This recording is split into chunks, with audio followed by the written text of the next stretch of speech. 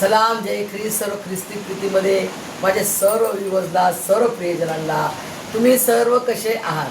तुम्ही सर्व चांगले आहात हा माझा विश्वास आहे. जो आपला पवित्र पवित्र पवित्र त्रेक एक परमेश्वर आहे तो मला तुम्हाला सांभाळतो. तो तुमचं आणि माझं रक्षण करतो प्रियजनांनो.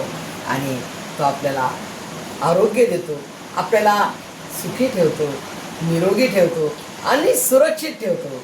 किती मोठा पाऊस आला प्रियजनांनो आणि किती जणांचं काय काय नुकसान झालं, परंतु परमेश्वर आपल्या लेकरांचा सांभाळ करतो, रक्षण करतो. तिथं 7% पाऊस होता, 7% पाणी राहिलेलं पियायचं तलावामध्ये, तिथे आज 90% पाणी आलेलं आहे प्रियजनांनो. असा आपला परमेश्वराने अद्भुत कार्य केलेलं आहे. त्याचा संपूर्ण गौरव, मान, महिमा, धन्यवाद आपण देऊया. त्याची उपकार स्तुती करूया प्रियजनांनो की तो किती महान आहे. आणि हा समय त्याने दिलेला आपल्याला त्याच्या सुंदरशा वचनाकडे आपण वळूया प्रियजनांनो. देवबापा आपल्याला हा समय दिलेला आपण तो समयाचा सदुपयोग करू. सदुपयोग म्हणजे चांगल्या गोष्टी करू. सदुपयोगचा अर्थ अजून काय, सदुपयोग म्हणजे सगळ्यात बेस्ट जे काम आहे आपल्या जीवनात ते आपण करू. ते म्हणजे देवाचं वचन. देवाच्या वचनाच्या शिवाय कोणतंच काम त्याच्याहून कोणतंच काम उंच नाही आणि कोणतंच काम चांगलं नाही. परमेश्वराचे कार्य, परमेश्वराचं वचन, प्रार्थना करणे, परमेश्वराशी बोलणे हे सर्वात मोठं मेन काम आहे प्रियजनांनो. आणि त्याच्या वचनाचं गूढ रहस्य समजण्यासाठी हा समय त्याने दिलेला आहे. आपण हा समयाचा सदुपयोग करूया आणि त्याच्या सुंदरशा वचनाकडे वळूया.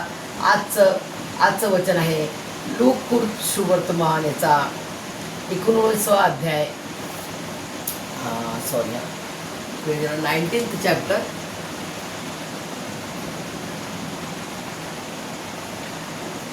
19th चॅप्टर आहे हे, 1 to 10. जकाई या सगळ्यांना माहिती आहे. जकाई काय आहे.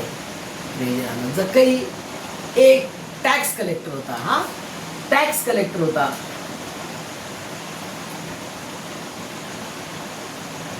आणि टॅक्स कलेक्टर म्हणजे पैसे घेणारा.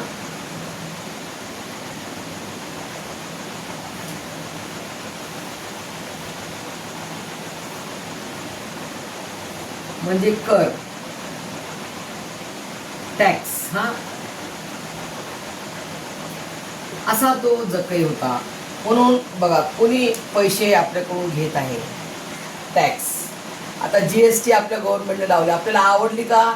अजिबात नाही. परंतु ते देणं आहे आपल्याला.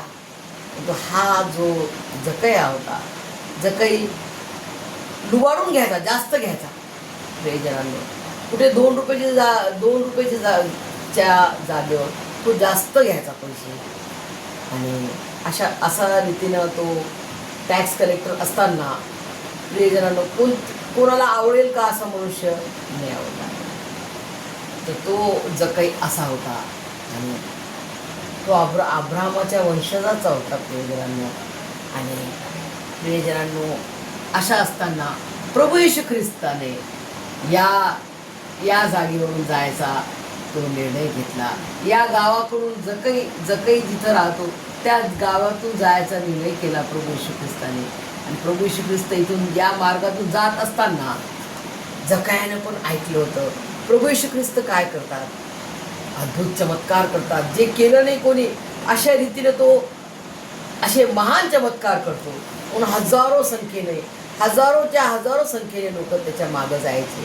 आणि त्यावेळेस खूप लोक होते, मोठे मोठे उंच चांगले भरगत हट्टे तगडे माणसं असताना प्रियजनांनो खूप थवे लोक त्याच्या मागं जायचे. प्रभू येशू ख्रिस्ताला बघण्याची उत्कंठा जकायाच्या हृदयात आली की मी आज प्रभू येशू ख्रिस्ताला बघणार प्रियजनांनो. आणि त्यांनी मनात धरलं की मी आज प्रभूला पाहणार. तो प्रयत्न करायला लागला, मी काय करू काय नाही. आणि जकाई सगळं पैसे लुबाडून, एक तो मुख्य जकातदार असून काय लिहिलंय, तो श्रीमंत होता प्रियजनांनो.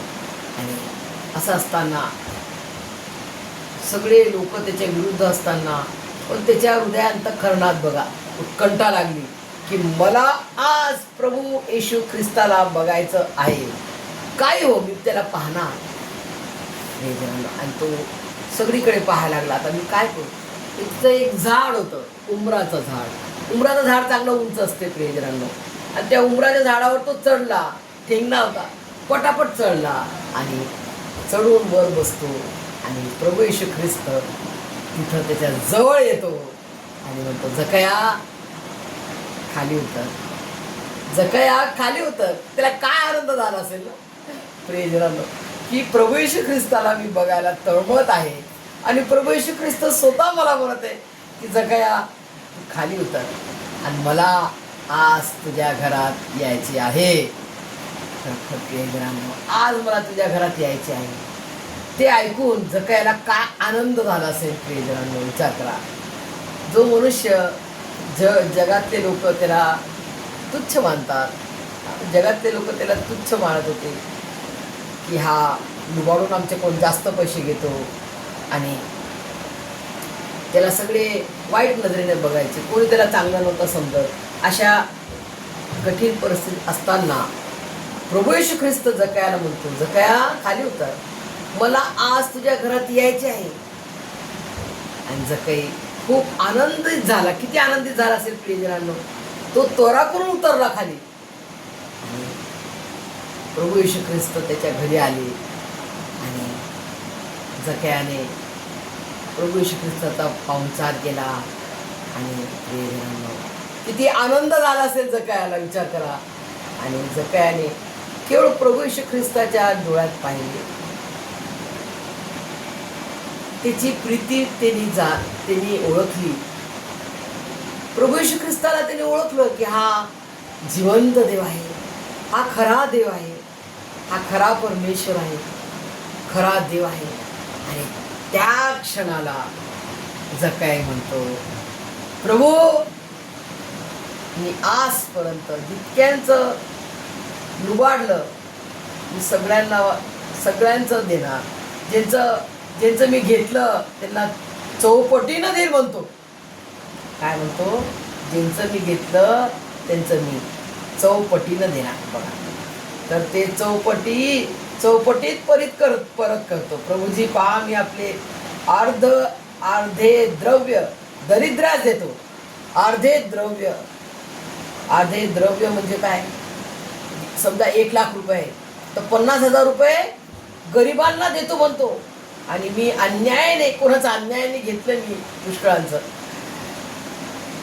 तर ते चौपट परत करतो.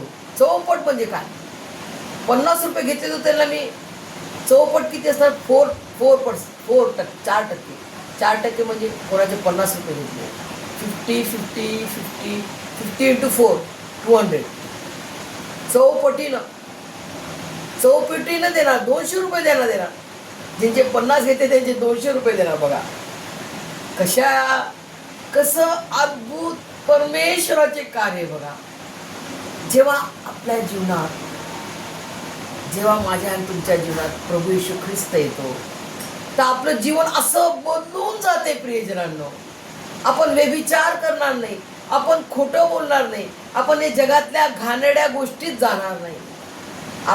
आपण दोस्ती कोणाशी करायची हे पण आपण ओळखू. अरे बापरे, जे परमेश्वराला नाही आवडत ते मी कसं करणार. आणि परमेश्वराला भिवून तो म्हणतो, मी दरिद्रास देऊन टाकेल, अर्ध द्रव्य धन त्याचं जे आहे ते देऊन टाकतो. आणि ज्यांचं मी घेतलं अन्यायाने त्यांना मी 4 पटीनं देईन. प्रियजनांनो, हा आहे खरा पश्चाताप, खरं अनुयायी. येशूचे जे खरे अनुयायी आहेत, येशूला जे खऱ्या रीतीने फॉलो करतात ते असे आहे, जे आपण आपल्या जीवनामध्ये पाप करतो, जे आपल्या जीवनात आपण खोटं बोलतो, जे आपल्या जीवनात आपण चोरी करतो प्रियजन. कोणी ना कोणी कधी ना कधी तर आपल्या जीवनामध्ये केलेलं आहे, आपण केलेलं आहे. आपण ते कबुली करायची की मी केले परमेश्वरा, पण मी आता पश्चाताप करते, लीन नम्र होते परमेश्वरा. आणि मी ते सर्व सोडून मी तुझ्या चरणाजवळ आले. आता मला तू तुझा हात धरून तुझ्या सत्याच्या जीवनाच्या मार्गात तू मला चालव. प्रियजनांनो, हा आहे खरं येशू ख्रिस्ताला समर्पित जीवन जगणारे. ते असे आहे की आपलं जे काही मागचं जीवन आहे ते आपण सोडून द्यायचं, क्षमा मागायची, पश्चाताप करायचा, व्यभिचार करतो, आपण पाप करतो, चोरी करतो, खोटं बोलतो, लवाड बोलतो, कोणाचं खोटी साक्ष देत असतो आपण, हे ना, कोणाची खोटी, ते सर्व नाही करायचे आहे आपल्याला. ह्या गोष्टीतून आपल्याला पश्चाताप करायचा आहे, नम्र होऊन त्याच्या चरणाजवळ यायचं आहे आणि म्हणायचं, प्रभू तू मला भेटलास, आता मी हे करणार नाही, आतापासून मी हे करणार नाही, घाणेरडे दोस्त तयारी करणार नाही, घाणेरडे मित्र करणार नाही, पिक्चरचे घाणेरडे गाणे ऐकणार नाही. प्रियजनांनो, तर मी परमेश्वराची स्तुतीचे गीत म्हणणार, परमेश्वराची आराधना करणार, परमेश्वराला उंच करणार, परमेश्वराचं गौरव महिमा करण्यासाठी त्यांनी मला पाठवलेलं आहे आणि तेच माझा जीवनाचा ध्येय आहे.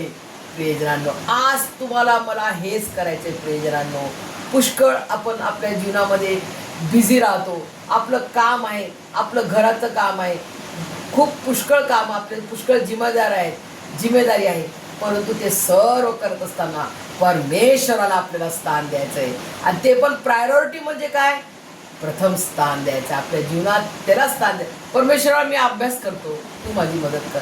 परमेश्वरा मी हे करतो, परमेश्वरा मी हा रोजगार करते, तू मला मदत कर, तर मी हे करू शकते. माझ्या शक्तीनं, माझ्या बुद्धिबळाने मी करू शकत नाही. जसा दावीद म्हणतो की त्या गोलियताला मी काही करू शकत नाही, परंतु माझा स्वर्गीय पिता परमेश्वर यहोवा त्या गोलियताला आज माझ्या हातात देईल, कारण तो सर्वशक्तिमान परमेश्वर आहे. प्रियजनांनो, आज तुम्हाला मला गोलियताप्रमाणे अनेक अडचणी आहेत, अनेक संकट आहेत, परंतु आज तुम्हाला मला हेच म्हणायचं आहे की प्रत्येक गोलियताला हरवण्यास, प्रत्येक गोलियताला चीत करणारा तुमचा माझा परमेश्वर आपल्या संगती आहे, म्हणून त्याला स्थान द्या आणि पहा त्याचा तो अद्भुत चमत्कार. हे सर्व समजदार परमेश्वराने जसं गोलियताला चीत केले आणि दावीद जो छोटा सुकुमार 14-15 वर्षाचा छोटा मुलगा, किती वय त्याचा, 14-15 वर्षाचा, किती मोठा त्यांनी विश्वास धरला की परमेश्वरा मी गोलियताला तुझ्या शक्तीनं चीत करू शकतो, परमेश्वर यहोवा हे चीत करेल. त्यांनी परमेश्वराला उंच केले आणि परमेश्वराने दाविदाला उंच केले. हेच तुम्हाला मला आज आपल्या जीवनामध्ये करायचं आहे. हे सर्व काही समजण्यात परमेश्वर तुम्हाला आणि मला त्याच्या स्वर्गीय ज्ञानाने भरून काढो आणि जकयाप्रमाणे आपल्याला पश्चाताप करायचा आहे, लीन आणि नम्र व्हायचं आहे. प्रियजनांनो, खऱ्या रीतीनं प्रभू येशू ख्रिस्ताला फॉलो करायचं आहे. प्रियजनांनो, हे सर्व समजण्यात परमेश्वर तुम्हाला मला त्याच्या स्वर्गीय आशीर्वादाने भरभरून काढो. आमेन.